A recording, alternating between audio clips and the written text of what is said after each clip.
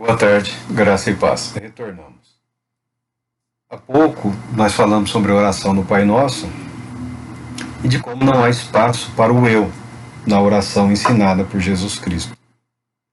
Ela é a oração que Cristo ensinou aos apóstolos para transmitir à igreja, para transmitir até a nós outros. Ela é uma oração pessoal e também é uma oração para o grupo, uma oração coletiva. Quando nos apresentamos diante de Deus como igreja, como corpo de Cristo, como família, como unidos a Cristo, sob a mesma perspectiva de fé e de união.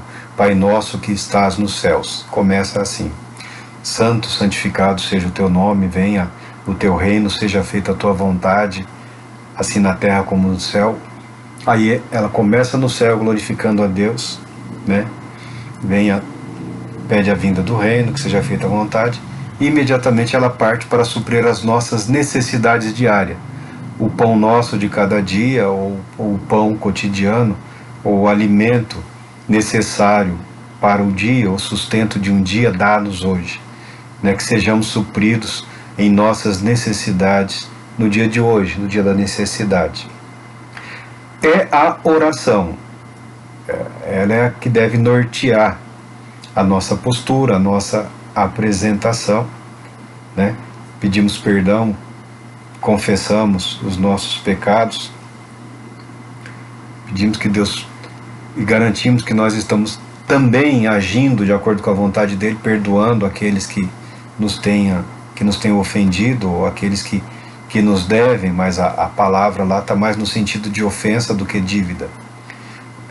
Se bem que uma leva a outra, Pede para nos livrar, livra-nos, não nos deixes cair em tentação. Outras versões dizem: não nos conduzas à tentação, mas livra-nos do mal, porque teve o reino, o poder e a glória para sempre. É a oração, é a senhora oração, é a oração mestra, meditando, refletindo, estudando, exercitando a grande contribuição para as nossas vidas.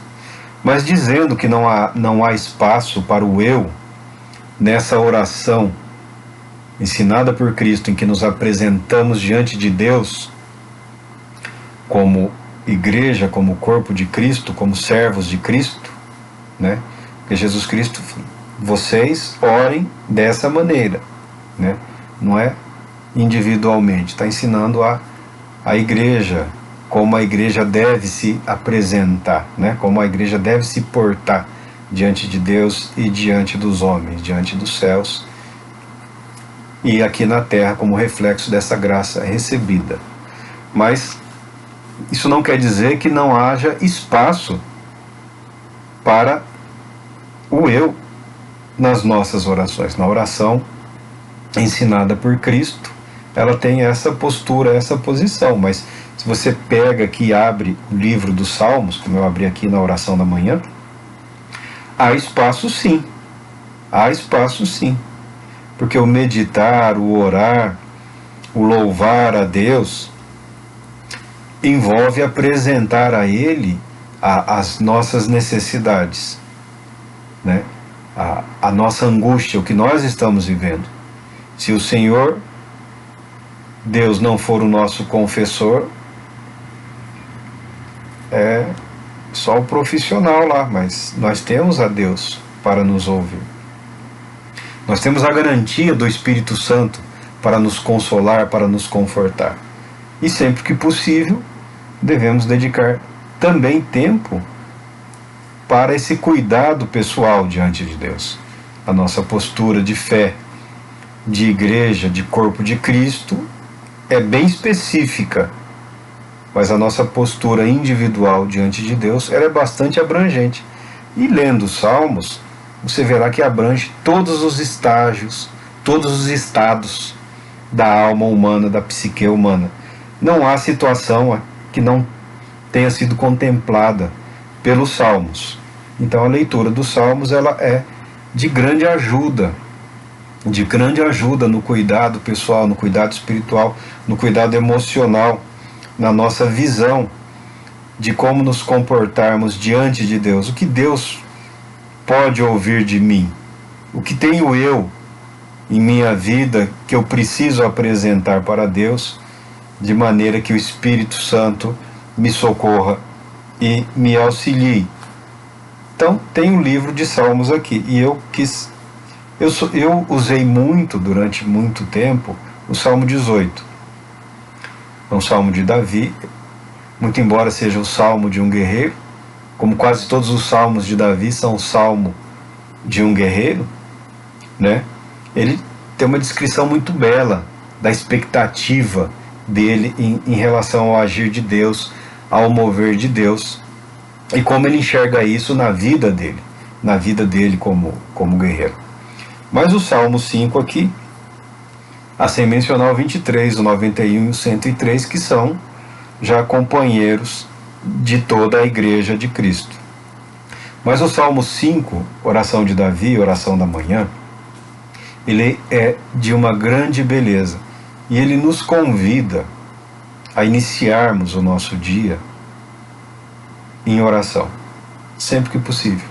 Cada um tem um ritmo de vida, a flexibilidade, o tempo do qual as pessoas dispõem hoje em dia não é o mesmo do passado, né? A energia elétrica, os benefícios aí do desenvolvimento tecnológico nos possibilita hoje uma vida que eu entendo até um pouco complicada, porque às vezes não distingue o dia da noite, dia e noite. As pessoas trabalham dia e noite. Muita gente trabalha à noite, madrugada. Os horários hoje são trabalhos por turnos. Então não se pode impor a ninguém que tenha um regramento, a menos que a vida dele assim o permita. Quem trabalha à noite tem mais tempo durante o dia, só que você tem tempo para descansar enquanto os outros estão ativos. Você sofre mais, eu sei o que é isso. Mas cada um, diante das suas possibilidades, pode criar um espaço na sua agenda. Mas essa oração nos convida, e era a prática dos profetas, seguirem mais ou menos os horários dos sacrifícios no templo para apresentarem as suas orações. Então tinha a oração da manhã, do meio do dia, do entardecer. Então tinha essas orações aí durante a oferta do sacrifício. Mas diz o salmista: dá ouvidos ao Senhor às minhas palavras, considera os meus pensamentos íntimos. Concede tua atenção ao meu clamor por socorro, meu Rei e meu Deus, pois é a ti que eu suplico. Algumas pessoas, em um momento aí, criaram uma ideia falsa e tola. Eu evito falar, essa é uma Bíblia nova para mim, essa linguagem eu achei muito interessante, muito bonita, mas ela mantém aqui algumas expressões, algumas transliterações do idioma hebraico, e algumas delas em relação ao nome de Deus aqui, aparece sempre uma expressão no hebraico. Os judeus não pronunciam, e ninguém sabe como se pronunciam. Aí tem lá quem diga que é Yahvé, Javé, Jeová, né? E por aí afora. Tem uma série de variantes. Pode-se usar qualquer uma dessas expressões, mas tem uns que aprenderam lá a palavra lá em hebraico e acham que falando a palavra lá em hebraico ou aramaico serão mais ouvidos. Isso é absurdo. Isso não faz nenhum sentido. Quando Jesus ensinou a orar, ele preferiu usar a palavra Pai. Alguns acreditam, por causa do Joaquim Jeremias, que é porque a palavra Pai no aramaico, que o Joaquim Jeremias sempre tentava identificar como seria as palavras de Cristo, ou como seriam as palavras que constam no Evangelho na linguagem familiar de Cristo, o aramaico. Aí ele entendeu que seria a palavra papai, que seria como uma criança apresentando-se diante do seu pai. Outros eruditos surgiram e entenderam que Joaquim, ele mesmo entendeu que ele estava errado, que ele havia se equivocado, que não era nada disso, que é uma palavra pai, na língua grega usada pelos escritores significa pai, É uma palavra formal, é uma apresentação formal. Eu acredito que cabe a formalidade com a perspectiva dessa menção, porque apresentar-se diante de Deus, Jesus nos convida também, nos ensina a sermos como as crianças, acreditando, né, que o Pai a quem nós nos referimos é capaz de suprir as nossas necessidades e nos conceder a atenção da qual nós necessitamos. Tanto formal quanto a outra menos formal acabam não mudando absolutamente nada. Acaba discussão de eruditos. O importante é que você ore. Jesus ensinou-nos a nos referirmos a Deus como Pai, mas também há inúmeras referências a Senhor Deus, Senhor Deus, né? E várias outras menções que designam o nosso Deus. O salmista aqui ele chama Senhor, né? Seria Adonai, dá ouvido, Senhor. Pela manhã, ó Senhor, ouves a minha voz. Logo cedo te apresento o meu sacrifício e aguardo com esperança. Porquanto tu, ó Deus, não tens prazer na injustiça e contigo não pode habitar o mal. Os arrogantes não são aceitos na tua presença. Odeias todos os que agem com maldade. Destróis os mentirosos, os que têm sede de sangue, e os fraudulentos são abomináveis ao Senhor. Ele apresenta uma breve descrição do que ele sabe de Deus, do que ele espera de Deus, e ele se apresenta: quanto a mim, graças à tua grande misericórdia, poderei entrar em tua casa, e me prostrarei em direção ao teu sagrado templo com reverência e adoração. Conduze-me ao Senhor na tua justiça, conduze-me ao Senhor na tua justiça por causa dos que me espreitam. Aplane na minha frente o teu caminho. Na boca deles não há palavra sincera, suas mentes tramam continuamente o mal. Suas gargantas são como um túmulo aberto, e com as suas línguas seduzem e enganam. Veja que Davi não está sendo aqui cauteloso em apresentar-se diante de Deus, apresentar o motivo da sua confiança em ser ouvido, em ser atendido, e também a maneira como ele descreve as aflições que ele está suportando são bastante vívidas. Toda a oposição que ele enfrenta, as pessoas que tentam arruiná-lo, destruí-lo, ele apresenta tudo aqui, tá? Então, no ambiente da pessoalidade, da sua comunhão individual, pessoal com Deus, não há limite. Não há limite para você apresentar-se diante de Deus. Não há nenhum motivo para que você evite expor o mal que te aflige. É claro que nos dias de hoje difícil é achar um lugar silencioso, reservado. Existe sempre o risco de você estar orando no seu quarto, na sua casa ou na sua igreja, e de repente alguém está gravando a sua oração lá. Infelizmente essa é a realidade. O mundo de hoje é um mundo meio... Algumas palavras talvez você não possa nem deva pronunciá-las, mas não significa que você não possa derramar o seu coração através da sua mente. E eu acredito que algumas coisas você vai precisar falar mesmo. Você precisará achar um lugar, um momento, uma circunstância, orar bem baixinho, né? Mas você precisará fazer isso diante de Deus, porque isso te fará muito bem. Condena-os, ó Deus, caiam eles em suas próprias tramas. Expulsa-os por causa dos seus muitos pecados, porque se rebelaram contra ti. Mas alegrem-se todos os que em ti colocam a sua fé. Cantem de felicidade para sempre. Estende sobre eles a tua proteção. Rejubilem-se em ti os que amam o teu nome. Em verdade, Senhor, tu abençoas o justo, e como escudo os cercas da tua benevolência. Não só essa oração, mas como todas as que se encontram nos Salmos, e todas as que vemos na Bíblia. A de Daniel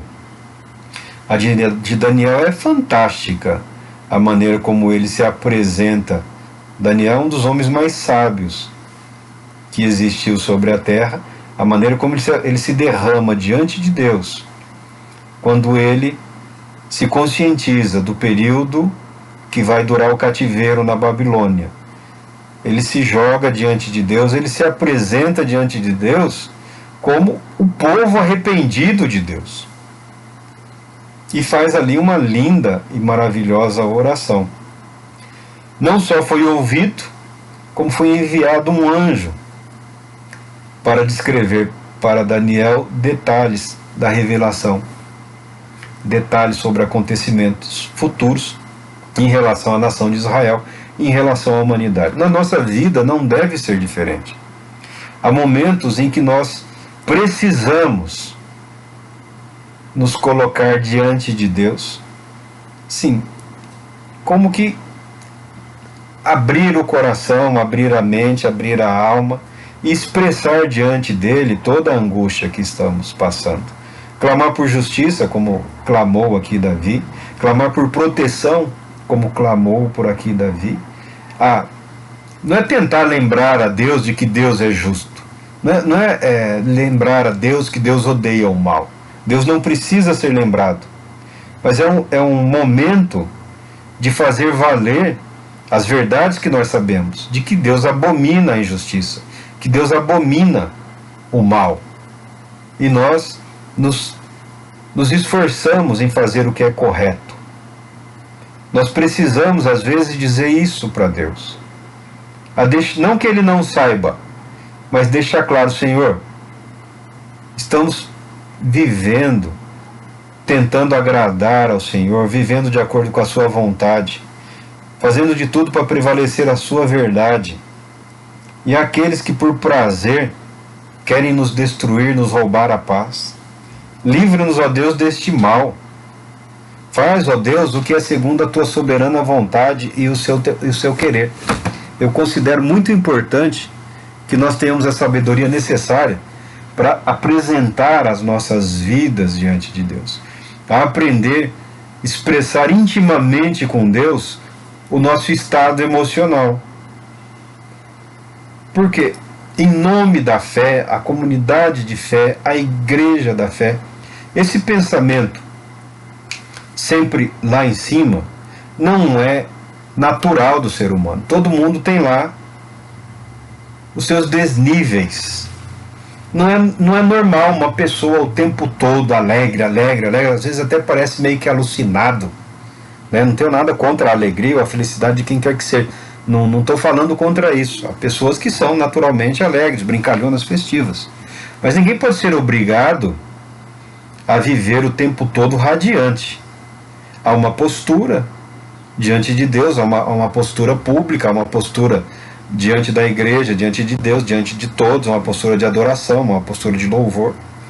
Há mais motivos para nos alegrarmos do que chorarmos, mas também há sofrimentos, há dores. Negá-las não é saudável. Negá-las não é inteligente. Negá-las não é eficiente para a nossa maturidade e crescimento espiritual. Desde que eu comecei, eu estava querendo apresentar uma oração. Eu, como todo mundo, passei por momentos difíceis na vida.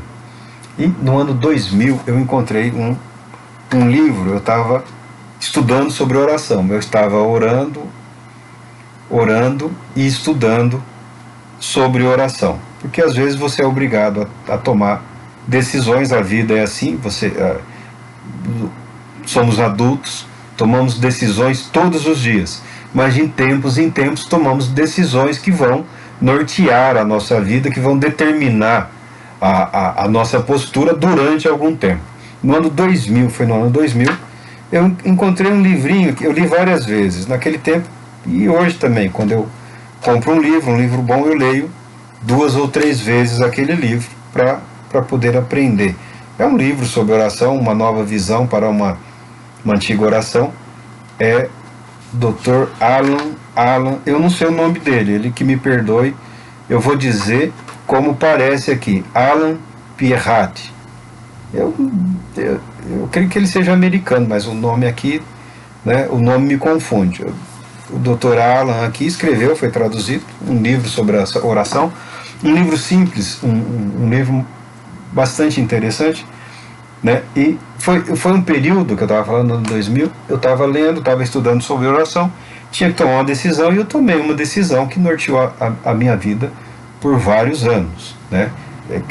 Não foi nada extraordinário, eu simplesmente não saí do meu emprego naquela época, né? Eu tinha que decidir, e eu decidi. Eu decidi que, por uma série de motivos, de eventos, eu olhei a minha situação, eu olhei o mundo à minha volta, eu olhei as pessoas, eu olhei o ambiente, eu vi algumas coisas que poderiam ou estariam a acontecer, e eu entendi que não valeria a pena tomar aquela decisão naquele momento.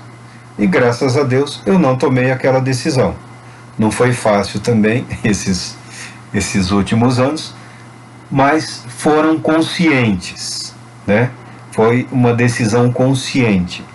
E eu acredito em Deus que tomei a decisão correta, a decisão adequada, a decisão que me traz uma maior paz.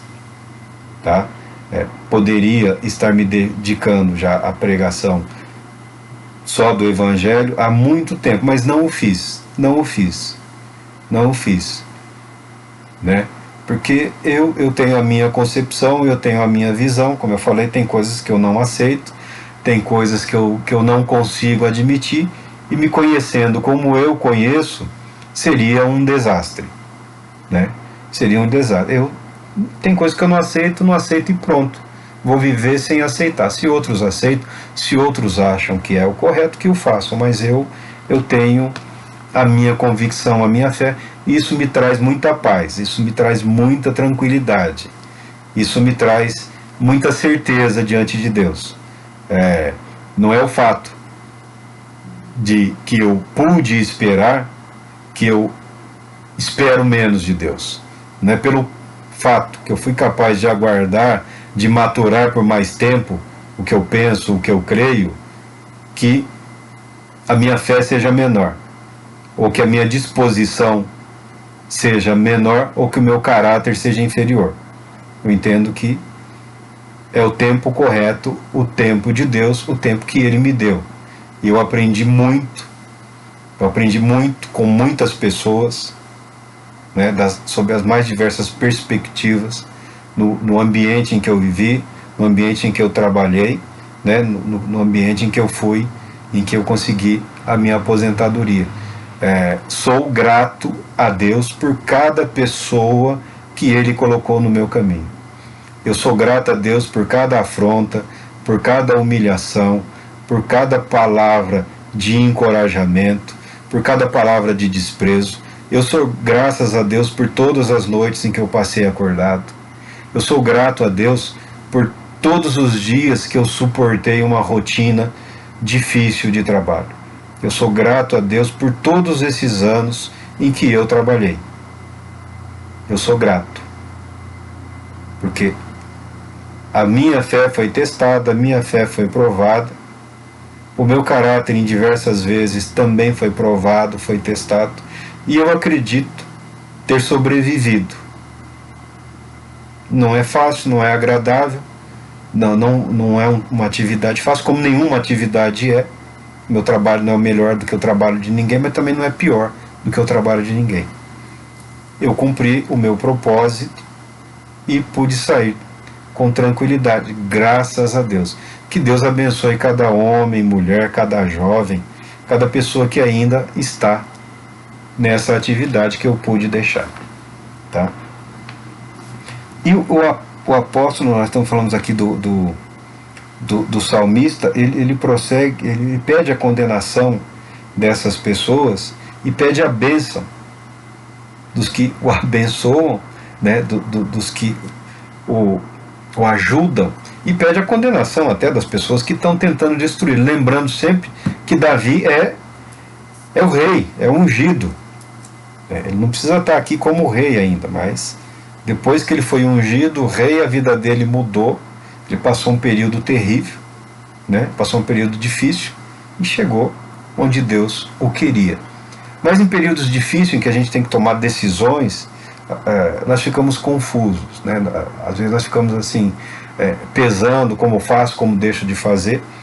E eu encontrei relativa paz e tranquilidade nas orações que todo mundo sabe, na oração do Pai Nosso, nos Salmos, né? Eu gosto muito do Salmo 18, mas lia também. Eu criei uma rotina de oração e de leitura, então eu procurava várias vezes por dia repetir algumas orações. Então, as orações que a gente sempre repete, mentalmente, ainda que seja, o Pai Nosso, o Salmo 23, o 91, o Salmo 103, que é magnífico. Esses salmos são bastante curativos. Esses salmos trazem a convicção, a alegria da certeza de que Deus é conosco e Ele é quem garante a nossa cura, a nossa vida, é quem mantém a nossa fé, a nossa cabeça erguida, né? A nossa dignidade está em Cristo.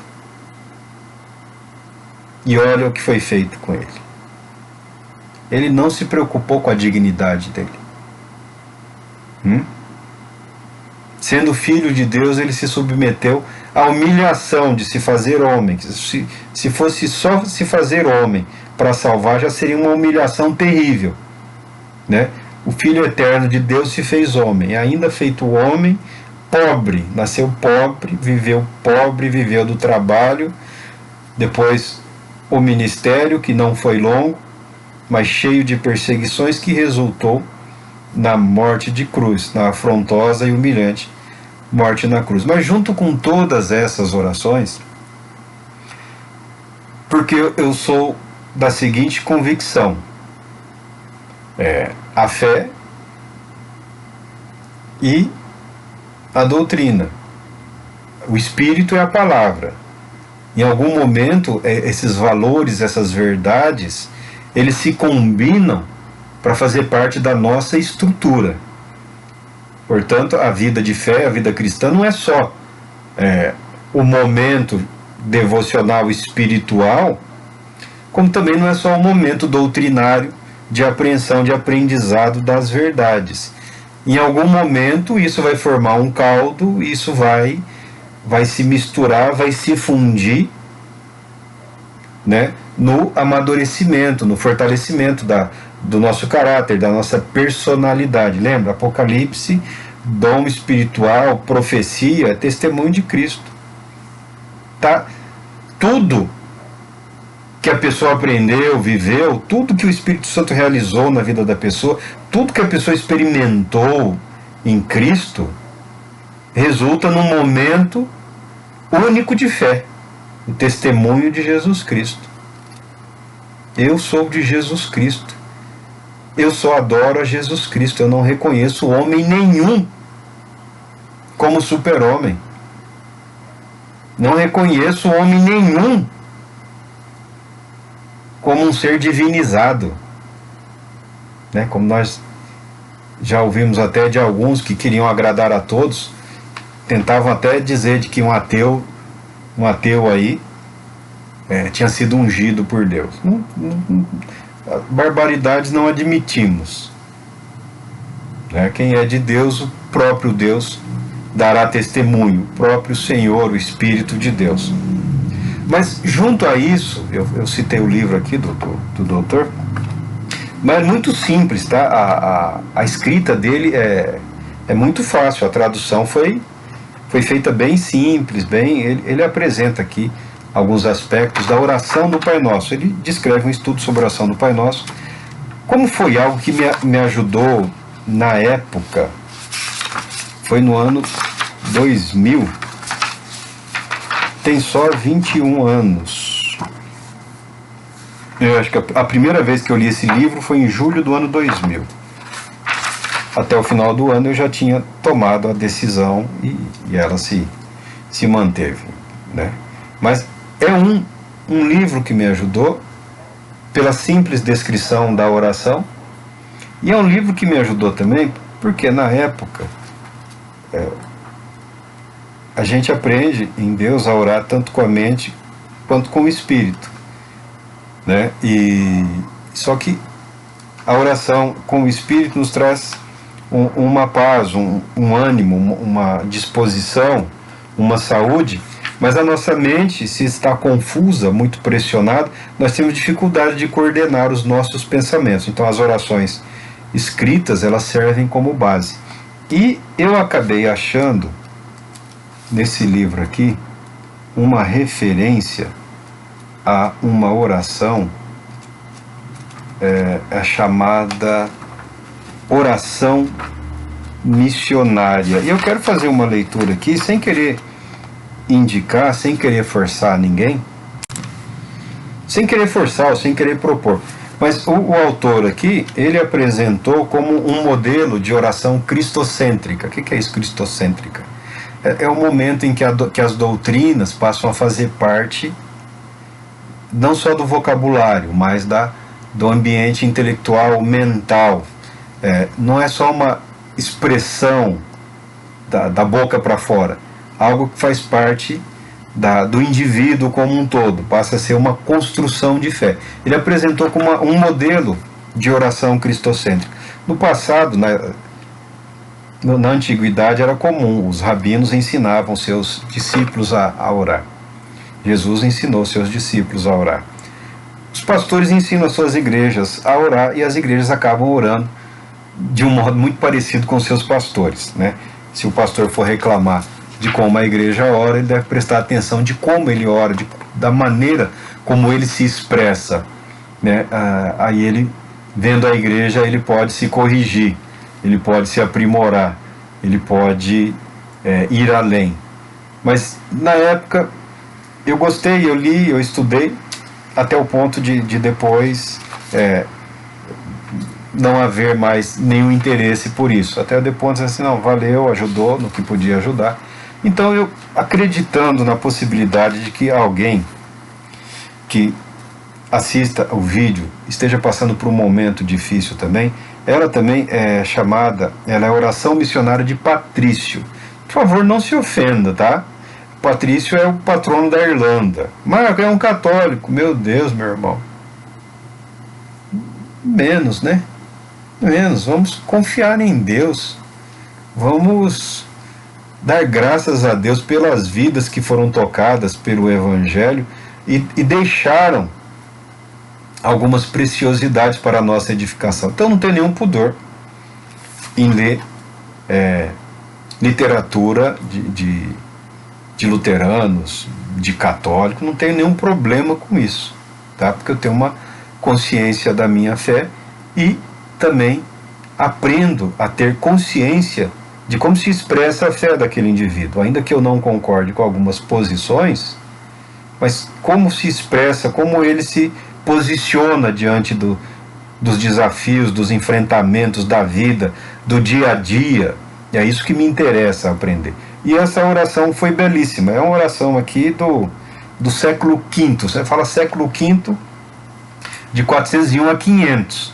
Tá bem lá atrás. Tá bem lá atrás. E é uma oração belíssima. E ela fazia parte desse meu programa. Eu criei um programa de leitura e de oração, com várias orações, e eu incluí essa oração na minha rotina por um período. Eu não me lembro exatamente se foi um período de um mês ou mais, mas teve um período que eu criei uma rotina específica de oração, que eu precisava reestruturar a minha cabeça em vistas à decisão que eu tinha que tomar.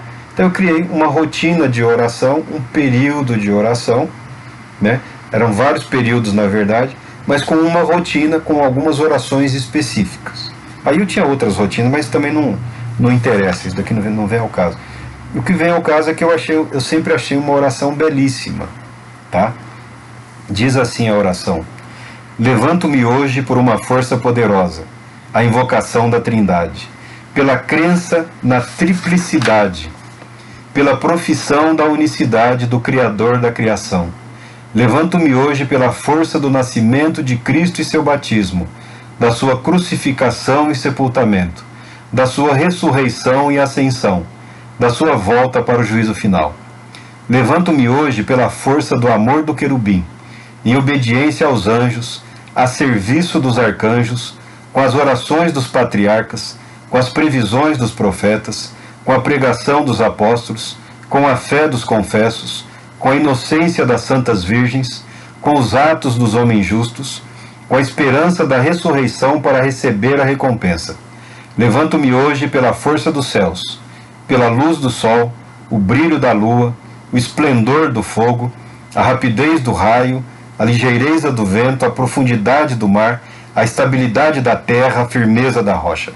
Levanto-me hoje com a força de Deus a me guiar, o poder de Deus a me sustentar, a sabedoria de Deus a me dirigir, os olhos de Deus a me orientar, os ouvidos de Deus a me ouvir, a palavra de Deus a falar por mim, a mão de Deus a me guardar, o caminho de Deus a se estender diante de mim, o escudo de Deus a me proteger, os exércitos de Deus a me salvar, dos ardis dos demônios, das tentações dos vícios, de todos os que me desejam o mal, distantes e próximos, sós ou em multidões.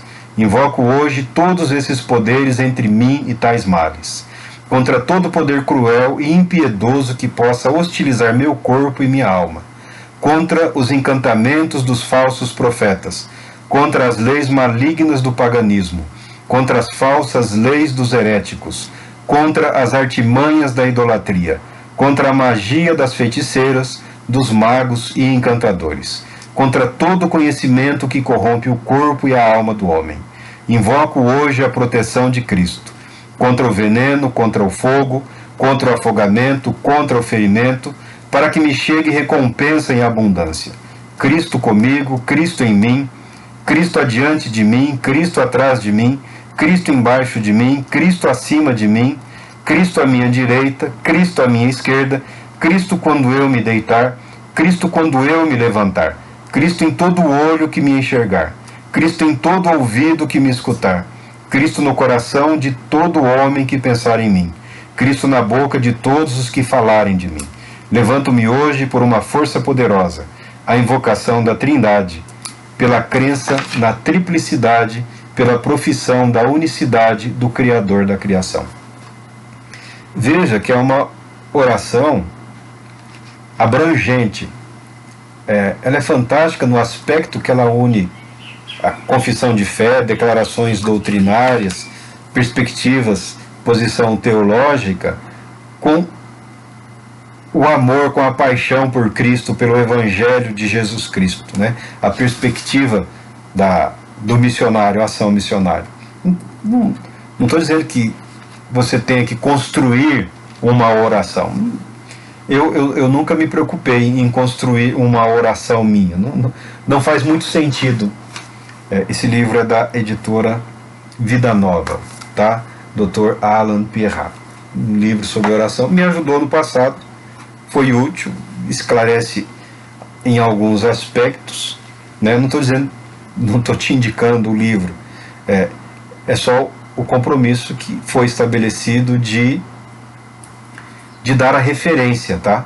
De dizer de onde veio, não tirei de mim, né? Não saiu de mim essa oração, tá?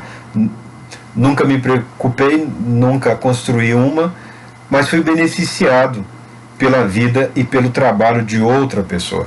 Talvez você não encontre, talvez não, com certeza haverá momentos que você não vai encontrar em si, no seu conhecimento ou nas suas convicções, elementos suficientes para sustentar uma decisão. Haverá momentos na sua vida, e sempre haverá, sempre ocorrerão, em que talvez seja preciso você buscar apoio em outras pessoas, em outras vidas. Está aí a literatura, está para todos nós a palavra de Deus, os 150 salmos, 150 momentos de oração, 150 momentos, emoções, sentimentos, temores, alegria, desespero, né? Descrições magníficas do estado emocional, psicológico, espiritual da pessoa que ora, que não tiveram reservas em apresentar as suas vidas naquele momento como estavam diante de Deus. Não tiveram vergonha de se mostrar para Deus, né? Não tiveram receio algum em confiar em Deus e em sua palavra. E nós temos apoio também de muitos outros que estão na Bíblia, que não estão na Bíblia, né? Professores, pastores, doutores, pessoas outras que dedicaram mais tempo e tiveram acesso a muito maior material que nós temos e puderam deixar algum registro que edifica, que ajuda, né? Eu me fundamento nas coisas que eu falo, principalmente em escritores de todos cristãos, de várias denominações, mas todos homens de fé em Cristo Jesus. Eu apresentei aqui a oração da manhã e uma sugestão de oração da manhã, na esperança, na confiança de que você se reanime na fé em Cristo Jesus, porque com toda certeza Ele está te vendo, Ele está te ouvindo, mas você orando, você passará a ter plena certeza de fé que as suas orações, como nós já dissemos em outras vezes, chegam diante de Deus como que em cálices de ouro. A sua palavra, a sua voz, a sua verdade, a sua realidade é preciosa para Deus. Deus te abençoe e retornaremos em breve.